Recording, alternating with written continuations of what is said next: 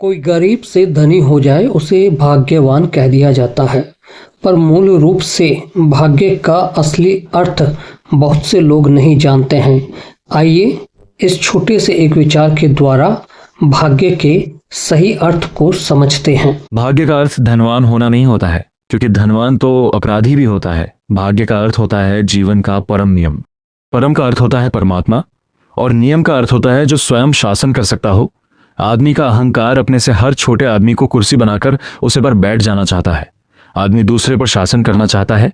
आदमी मन की दुनिया में जीता है और मन बेनियम होता है। संसार हर पल नहीं बदलता है, मन हर पल बदलता है। मन को ही संसार कहते हैं। आदमी का मन आदमी के मस्तिष्क को विचारों के वजन से दबा देता है, और यदि मस्तिष्क में अनगिनत विचार हो तो आदमी परम नियम नहीं अपनाता है, बल्कि आदमी मनोरोगी होता है। आदमी का दूसरा मस्तिष्क होता है गट फीलिंग, और नई वैज्ञानिक खोज में बताया गया है कि आदमी का मस्तिष्क आदमी को नियंत्रित नहीं करता है, बल्कि आदमी का गट फीलिंग ही आदमी के मस्तिष्क को नियंत्रित करता है। मानव ने जो भी कुछ बनाया है वह प्रकृति से उल्टा ही बनाया है, और मानव निर्मित भोजन भी प्रकृति के विपरीत है। मानव निर्मित भोजन सिर्फ स्वाद देता है, स्वास्थ्य नहीं। इसीलिए आदमी का पूरा जीवन साइकोसोमैटिक रोग के द्वारा आदमी पर शासन करता है। एक अहंकारी आदमी गैस लाइटिंग के षड्यंत्र के द्वारा दूसरों पर जीत हासिल कर लेता है, पर वह आदमी यह भूल जाता है कि आप जो भी देते हैं प्रकृति उसे कहीं गुना अधिक बढ़ाकर आपको पुनः वापस दे देती है। दुनिया में जो आदमी बहुत ज्यादा शक्तिशाली होता है, जो आदमी अपने क्रोध के द्वारा हर समय दुनिया को डराता है, इतिहास गवाह है कि हर शक्तिशाली आदमी की मौत बहुत दर्दनाक तरीके से होती है। दुनिया में बहुत से शब्द ऐसे हैं जिसका अर्थ आदमी जानता ही नहीं है। आदमी जब बीमार हो जाता है तो डॉक्टर के पास जाता है, और जब मर जाता है तो दुनिया कहती है कि भगवान की मर्जी है। यदि मौत भगवान की मर्जी से होती है तो एक बीमार आदमी को भी भगवान की मर्जी पर ही छोड़ देना चाहिए। उसी ने यदि रोग दिया है तो वही ठीक कर देगा। इसीलिए दुनिया में हर आदमी दोगला होता है, उसकी कथनी और करनी में फर्क होता है। आदमी के पास धन आ जाए तो दुनिया कहती है भाग्यवान है, पर धन तो एक अपराधी के पास भी होता है। अपराधी को तो कोई भी भाग्यवान नहीं कहता है। धन तो एक ही होता है, पर आदमी धन के मामले में भी दोगलापन कर जाता है। भाग्य का मूल अर्थ होता है परम नियम, और दुनिया में भाग्यवान सिर्फ बुद्ध होते हैं, क्योंकि बुद्ध दूसरों पर शासन नहीं करते हैं, बल्कि बुद्ध स्वयं पर ही शासन करते हैं। सिकंदर ने लगभग आधी दुनिया को जीत लिया, पर अंत में स्वयं ही से हार गया। इसीलिए तो मृत्यु से पहले उसने अपने मंत्रियों से कहा कि जब मैं मर जाऊं तो मेरे हाथ खाली बाहर रखना। सिकंदर ने अपनी अर्थी से बाहर खाली हाथ का एक संकेत इसलिए दिया था कि उसने कहा था, यह वह कह रहा था कि मैं स्वयं से हार गया। इसलिए तुम सिकंदर बनने की भूल ना करना। पर दुनिया में हर आदमी सिकंदर बनने की भूल तो करता ही है, क्योंकि आदमी का हाल जब तक सिकंदर जैसा ना हो जाए तब तक आदमी अपने आप को सिकंदर मानना छोड़ता ही नहीं है। मन भीतर से निरंतर भागता है, 24 घंटे भागता है, और जब तक मृत्यु सामने आकर ना खड़ी हो जाए तब तक आदमी का मन बिना रुके भागता ही रहता है। इसीलिए भागने वाला सिकंदर आधी दुनिया जीत कर भी कभी भाग्यवान नहीं हो सकता है। यही भाग्य की परिभाषा है। संजय सेठी। तो कल्पना कीजिए एक ऐसे इंसान की, मतलब जिसके स्विस बैंक अकाउंट में करोड़ों रुपए पड़े हैं। दुनिया के अलग अलग कोनों में उसकी बहुत सी आलीशान संपत्तियां हैं, बाहर महंगी गाड़ियों की लाइन लगी है, लेकिन वो कोई सीधा साधा इंसान नहीं है, राइट? एग्जैक्टली। वो एक वांटेड अपराधी है। उसे हर वक्त ना ये डर सताता रहता है कि कोई उसे पकड़ लेगा या उसका अपना ही कोई करीबी उसे धोखा दे देगा। तो अब सवाल ये है कि क्या कोई उस इंसान को भाग्यशाली कहेगा? शायद नहीं। बिल्कुल नहीं। अंदर ही अंदर हम सब जानते हैं कि वो एक बेहद डरा हुआ और एक खोखला इंसान है। तो फिर हम अपनी आम जिंदगी में सिर्फ एक बढ़ते हुए बैंक बैलेंस को किस्मत का पैमाना क्यों मान लेते हैं? ये एक बहुत सटीक और चुभने वाला सवाल है। हम इंसान अक्सर उन चीजों पर ज्यादा भरोसा करते हैं जिन्हें हम अपनी आंखों से देख सकते हैं, है ना, जिन्हें गिना जा सकता है। हाँ, क्योंकि पैसा गिनना आसान है। बिल्कुल। दौलत को मापना आसान है, इसलिए हमने इसे बस भाग्य का पर्याय मान लिया है। बाहरी सफलताओं की चमक इतनी तेज होती है कि वो इंसान के अंदर के अंधेरे को बहुत आसानी से छुपा लेती है। और आज के इस डीप डाइव में हम इसी अंधेरे और चमक के बीच के फर्क को गहराई से समझने वाले हैं। हमारे पास संजय सेठी के लिखे हुए कुछ बेहद दिलचस्प और दार्शनिक नोट्स हैं। और ये नोट्स बहुत प्रोफाउंड है। बहुत ज्यादा। इन विचारों को पढ़ते हुए ऐसा लगता है जैसे धन, मनोविज्ञान और मानव स्वभाव की परतों को एक एक करके उधेड़ा जा रहा हो। आज की हमारी चर्चा का मुख्य उद्देश्य यह समझना है कि श्रोताओं के लिए यह भाग्य, इसका असली अर्थ आखिर है क्या। क्या ये दुनिया को जीतने के बारे में है या इसका संबंध किसी बहुत गहरी चीज से है, जैसे कि खुद पर राज करने से? यहाँ जो सबसे दिलचस्प बात है ना नोट्स में, जो एक पैटर्न सबसे ज्यादा ध्यान खींचता है, वो ये है कि ये सिर्फ इंसानी बर्ताव की सतह को नहीं छूता। यह इस बात पर जोर देता है कि इंसान ऐसा क्यों कर रहा है। ये हमारे अहंकार, हमारी शारीरिक बीमारियों और जो प्रकृति के नियम हैं उनके बीच उस एक अदृश्य धागे को जोड़ता है, जिसे हम ऑब्वियसली पूरी तरह से नजरअंदाज कर चुके हैं अपनी भागदौड़ भरी जिंदगी में। एग्जैक्टली। तो चलिए उस सबसे बड़ी गलतफहमी से ही शुरू करते हैं जिसका मैंने अभी जिक्र किया था, पैसे और भाग्य का भ्रम। इन विचारों में एक बात बहुत साफ शब्दों में कही गई है कि भाग्य का अर्थ सिर्फ धनवान होना नहीं है।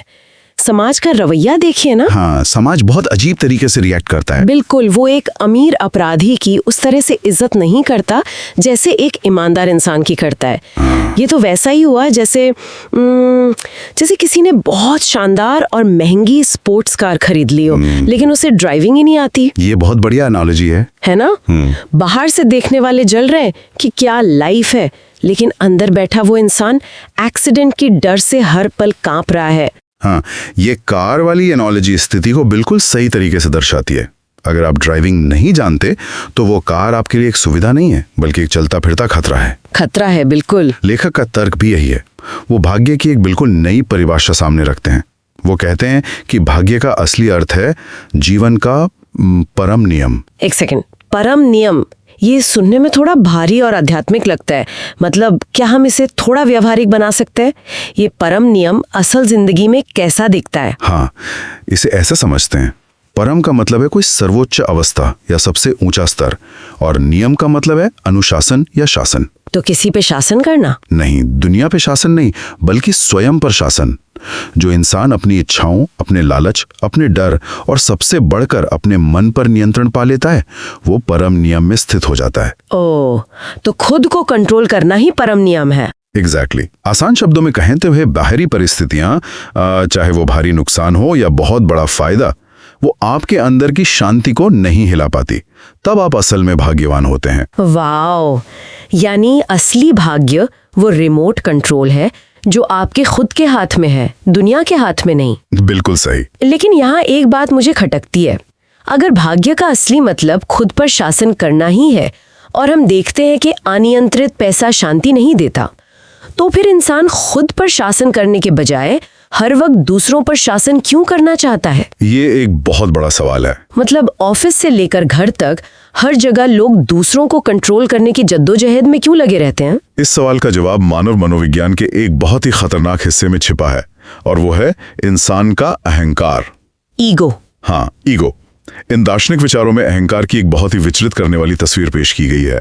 इसमें कहा गया है कि इंसान का अहंकार हमेशा ये चाहता है कि वो अपने से छोटे या कमजोर आदमी को एक कुर्सी बनाए और उस पर बैठ जाए। कुर्सी बनाए, ये शब्द अपने आप में बहुत हिंसक है ना? बहुत डीप है। इसका मतलब है कि हम दूसरे इंसानों को इंसान समझते ही नहीं है, बल्कि उन्हें सिर्फ अपने ऊपर उठने का, अपनी ताकत दिखाने का एक साधन मान लेते हैं। हम आम जिंदगी में ये सब देखते हैं। बिल्कुल देखते हैं, हर जगह होता है। कॉर्पोरेट दुनिया में देखिए, लोग प्रमोशन पाने के लिए अपने ही साथियों का आइडिया चुरा लेते हैं या उन्हें नीचा दिखाते हैं। लेकिन मैं सोच रही थी, एक इंसान का मन ऐसा करता क्यों है? क्योंकि वो अनिश्चितता से घबराता है। इन नोट्स में एक बहुत गहरी बात कही गई है कि ये बाहरी संसार हर पल नहीं बदलता, बल्कि इंसान का मन हर पल बदलता है। मतलब हमारा दिमाग कभी शांत नहीं रहता। एग्जैक्टली। इस निरंतर बदलते, चंचल और बेकाबू मन को ही असली संसार कहा गया है। ये मन कभी संतुष्ट नहीं होता। ये विचारों के इतने भारी बोझ से दबा होता है कि इंसान कभी भी उस परम नियम को नहीं अपना पाता। राइट, वो शांति उसे मिल ही नहीं पाती। एक बिना कैलिब्रेट किए गए कंपस की तरह देखती हूँ। एक ऐसा कंपस जो हर सेकंड अपनी दिशा बदल रहा है। बहुत सही तुलना है। अगर आप ऐसे कंपास के साथ किसी घने जंगल में हैं, तो आप कभी बाहर नहीं निकल पाएंगे। आप बस गोल गोल घूमते रहेंगे और अंततः घबराहट में किसी और पे हमला कर देंगे। बिल्कुल, और यही समाज में हो रहा है। लेकिन यहां मैं एक चुनौती देना चाहूंगी, एक पुशबैक। क्या आगे बढ़ने की इच्छा या नेतृत्व करने का जज्बा पूरी तरह से गलत है? नहीं, ऐसा नहीं है। अगर कोई अपनी कंपनी को आगे ले जाना चाहता है या समाज में लीडर बनना चाहता है, तो क्या हर तरह के नेतृत्व को दूसरों को कुर्सी बनाने के अहंकार के रूप में ही देखा जाना चाहिए? नहीं, ये बहुत ही जरूरी सवाल है और यहीं पर हमें असली नेतृत्व और अहंकार से भरे नियंत्रण के बीच की लकीर खींचनी होगी। एक सच्चा लीडर वो है जो स्वयं पर शासन करता है, जो खुद को कंट्रोल कर सके। हाँ, जो अपनी टीम को साथ लेकर चलता है। वो दूसरों को सशक्त बनाता है, उन्हें कुर्सी नहीं बनाता। लेकिन इन विचारों में जिस अहंकार की बात हो रही है ना, वो गैसलाइटिंग और षड्यंत्र से जुड़ा है। रुकिए, जो लोग इस शब्द से पूरी तरह वाकिफ नहीं हैं, उनके लिए थोड़ा स्पष्ट कर दो। गैस लाइटिंग मतलब मनोवैज्ञानिक तरीके से किसी के दिमाग के साथ इस तरह खेलना कि सामने वाला खुद की ही काबिलियत, अपनी याददाश्त और अपनी सच्चाई पर शक करने लगे। हाँ, वो खुद को ही गलत मानने लगता है। राइट, ये एक तरह का भावनात्मक अत्याचार है। बिल्कुल। अहंकारी व्यक्ति इसी गैसलाइटिंग का इस्तेमाल करता है।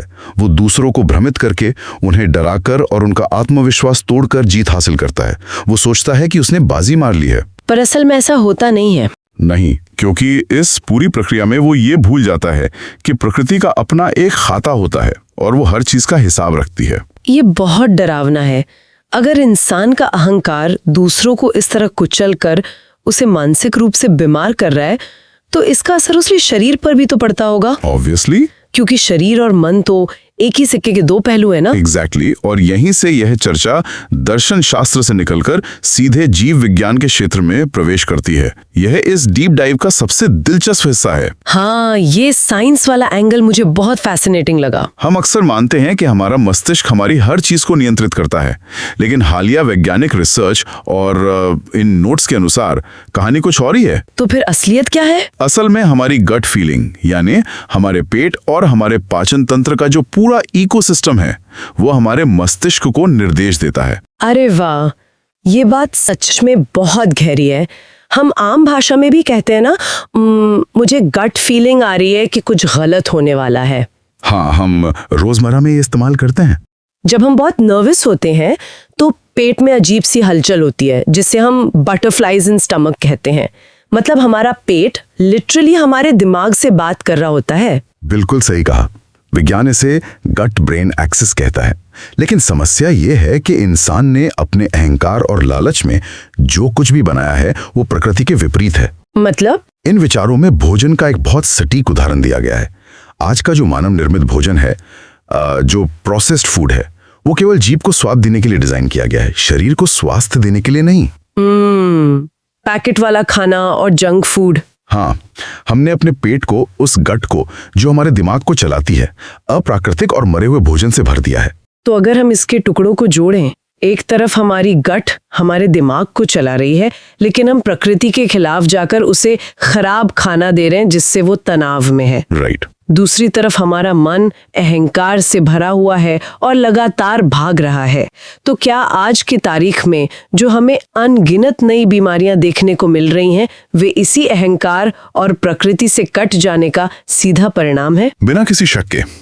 इन नोट्स में से साइकोसोमैटिक रोगों का नाम दिया गया है। साइकोसोमैटिक? हाँ, साइकोसोमैटिक का मतलब है वो बीमारियां जिनकी जड़ें हमारे मन और हमारे विचारों में होती हैं, लेकिन उनका सीधा और विनाशकारी असर हमारे शरीर पर दिखाई देता है। ओह, तो दिमाग की परेशानी शरीर को बीमार करती है। एग्जैक्टली।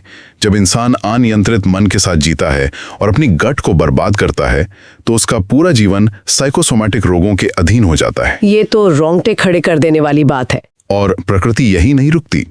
जो अहंकारी व्यक्ति दुनिया को डराता है, जो अपनी सत्ता के नशे में दूसरों को कुचलता है, प्रकृति अंततः उस पर पलटवार करती है। कैसे? प्रकृति कैसे पलटवार करती है? इतिहास इस बात का गवाह है कि जो लोग अत्यधिक शक्तिशाली रहे हैं, जिन्होंने अपने क्रोध से समाज को रुलाया है, उनकी मौत अक्सर बहुत ही रहस्यमयी और दर्दनाक बीमारियों से हुई है।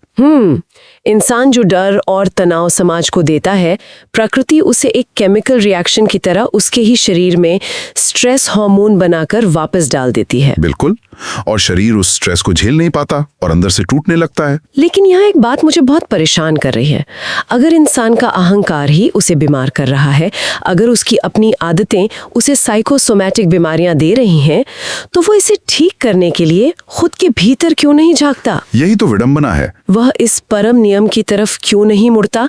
इसके बजाय वो सीधे डॉक्टर या भगवान की तरफ क्यों भागता है? ये सवाल हमें समाज के उस रवैये की ओर ले जाता है जो शायद इंसान की सबसे बड़ी हिपोक्रेसी या दोगलेपन को उजागर करता है। इंसान अपनी सुविधा अनुसार चीजों का इस्तेमाल करने में माहिर है। वो कैसे? इन दार्शनिक विचारों में एक बहुत ही व्यंग्यात्मक बात कही गई है। जब इंसान बीमार होता है तो वह सबसे पहले डॉक्टर के पास भागता है। हाँ, ऑब्वियसली। वह विज्ञान पर भरोसा करता है, महंगी दवाइयां खाता है, अस्पताल के चक्कर काटता है। लेकिन जब विज्ञान हार मान लेता है या जब किसी की मौत हो जाती है तो वही दुनिया अचानक से दार्शनिक बन जाती है और कहती है क्या कर सकते हैं, ये तो भगवान की मर्जी थी। यही वो विरोधाभास है। लेखक यहाँ एक बहुत ही तार्किक सवाल उठाते हैं। अगर ये माना जाता है कि मौत भगवान की मर्जी से आती है तो फिर बीमारी को भी उसी पर क्यों नहीं छोड़ दिया जाता? ये बहुत वैलिड पॉइंट है। तर्क तो ये कहता है कि जिसने रोक दिया है वही उसे ठीक भी करेगा, लेकिन इंसान ऐसा नहीं करता। ये दोगलापन तो हर जगह दिखता है यार। ये तो वैसा ही हुआ कि जब कोई इंसान अपने करियर में सफल हो जाता है, उसकी कंपनी करोड़ों कमाने लगती है, तो वो किसी स्टेज पर खड़े होकर कहता है कि ये सब मेरी कड़ी मेहनत, मेरी स्मार्टनेस और मेरे विजन का नतीजा है। बिल्कुल, तब उसे भगवान याद नहीं आते। हाँ, वो जीत का सारा श्रेय खुद ले लेता है। लेकिन जैसे ही उसकी कंपनी डूबने लगती है या कोई प्रोजेक्ट फेल हो जाता है तो वो तुरंत इकोनॉमी को, बाजार के हालात को या फिर भगवान को दोष दे देता है। बिल्कुल सही कहा। इन विचारों में इंसान को दोगला इसी कारण से कहा गया है।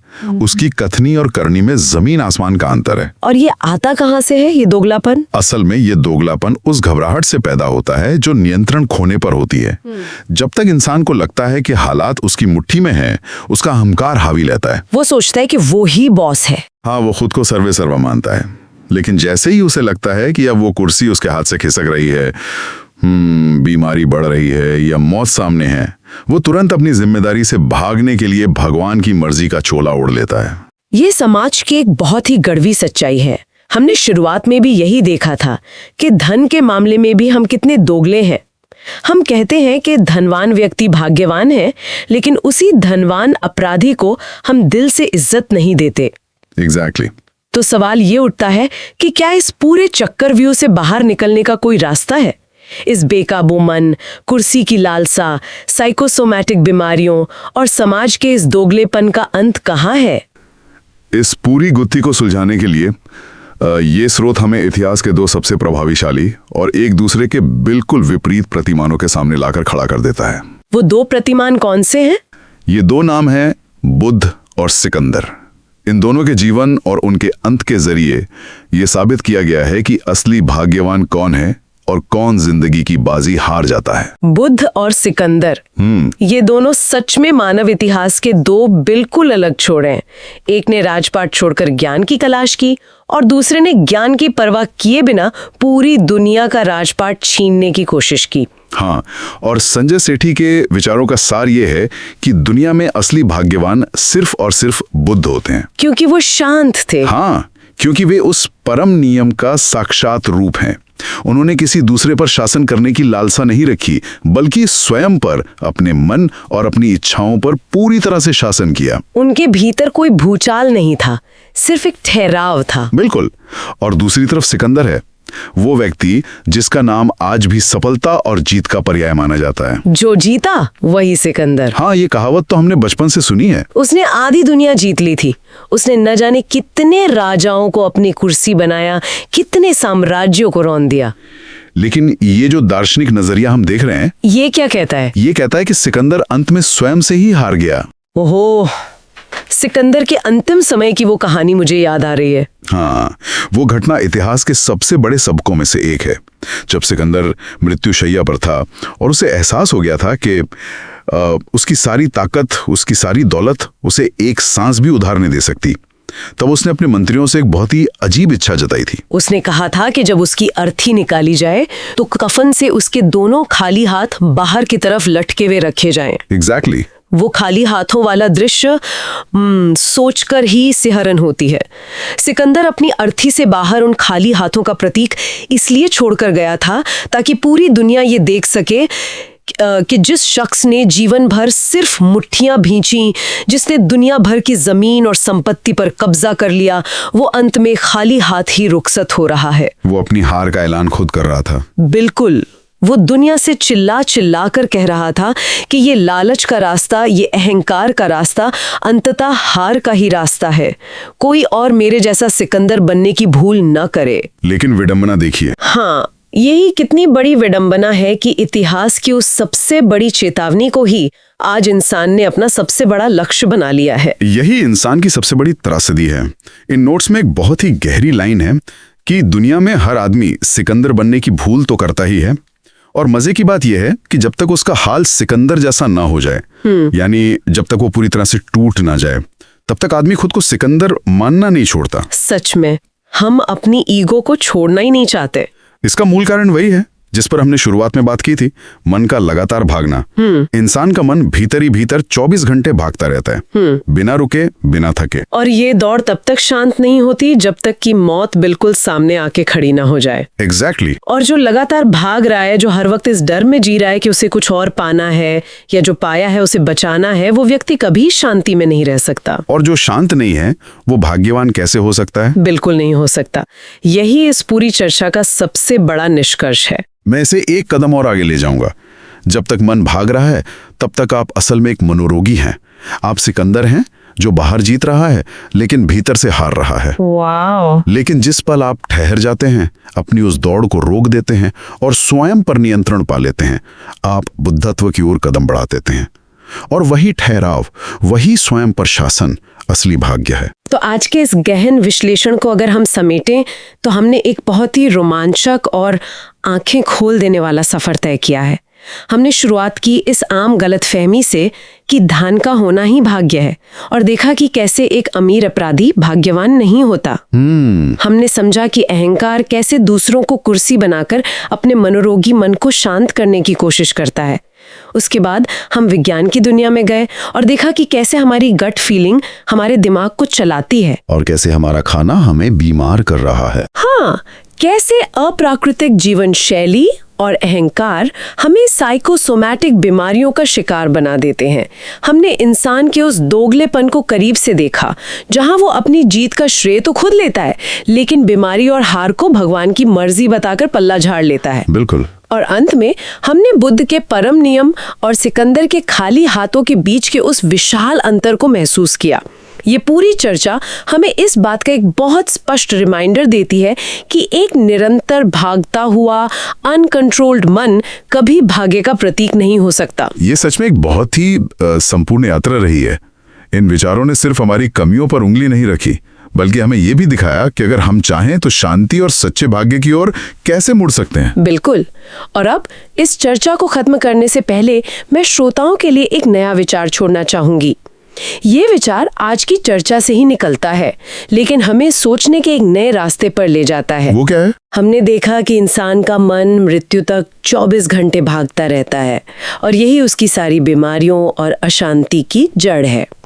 लेकिन दूसरी तरफ हमने विज्ञान का वो तथ्य भी देखा कि हमारी गट फीलिंग, यानी हमारा पेट, हमारे मस्तिष्क को नियंत्रित करता है। हाँ, गट ब्रेन एक्सिस। तो श्रोताओं के लिए ये सोचने वाली बात है, अगर मस्तिष्क खुद के नियंत्रण में नहीं है बल्कि पेट से आ रहे सिग्नल से नियंत्रित हो रहा है, तो क्या मन की इस थका देने वाली दौड़ को रोकने का रास्ता सिर्फ दिमाग को शांत करने की कोशिशों या ध्यान में नहीं है? दिलचस्प है। बल्कि सीधे तौर पर हमारी गट में छिपा है। क्या ये संभव है कि प्रकृति के साथ हमारा शारीरिक जुड़ाव, हमारा साफ सुथरा भोजन ही हमारे मन को शांत करने की पहली चाबी हो? क्या असली बुद्धत्व की शुरुआत हमारे विचारों से नहीं बल्कि हमारे पेट से होती है? ये वाकई में बहुत प्रोवोकेटिव थॉट है ना? इस सवाल के साथ हम आज का ये डीप डाइव यहीं समाप्त करते हैं। हमारे साथ इस दार्शनिक और वैचारिक यात्रा में शामिल होने के लिए बहुत बहुत धन्यवाद। If you like our channel, please subscribe, like and share Sanjay Sethi Word Money.